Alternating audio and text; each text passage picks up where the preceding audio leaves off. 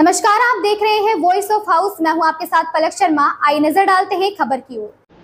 शेख हसीना को अब इन दो मुस्लिम देशों से उम्मीद। ब्रिटेन और यूएस से झटके के बाद कर रही हैं कोशिश।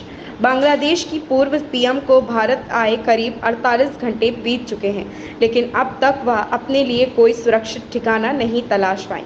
इसके चलते यह साफ नहीं हो पा रहा है कि वह कब तक भारत में रहेंगी। पहले खबर थी कि वह ब्रिटेन जाने की तैयारी में है, लेकिन वहां से इनकार कर दिया गया। ब्रिटेन ने कूटनीतिक बयान देते हुए कहा कि शरण को लेकर अंतर्राष्ट्रीय नियम कहता है कि व्यक्ति जहां भी सबसे पहले सुरक्षित पहुंचता है, वहीं उसे शरण मांगने का अधिकार है।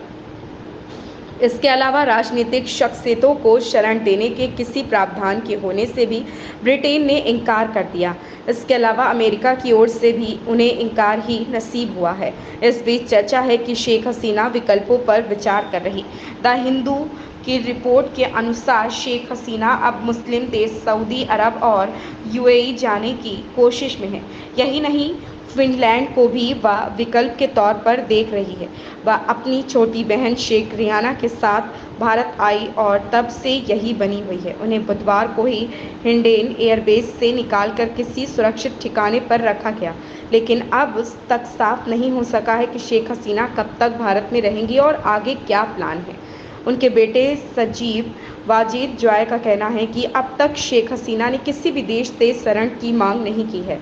उन्होंने कहा कि वह अमेरिका, यूके, फिनलैंड या फिर भारत में रह सकती हैं, जहां उनके परिवार के लोग रहते हैं। जॉय ने कहा कि मैं वॉशिंगटन में हूं, मेरी आंटी लंदन में है और बहन दिल्ली में रहती हैं, इसलिए अब तक तय नहीं है कि शेख हसीना कहां रहने का प्लान कर रही हैं। गौरतलब है कि शेख हसीना को लेकर विदेश मंत्री ने बताया था कि उन्होंने कुछ वक्त के लिए दिल्ली में रहने की परमिशन मांगी थी।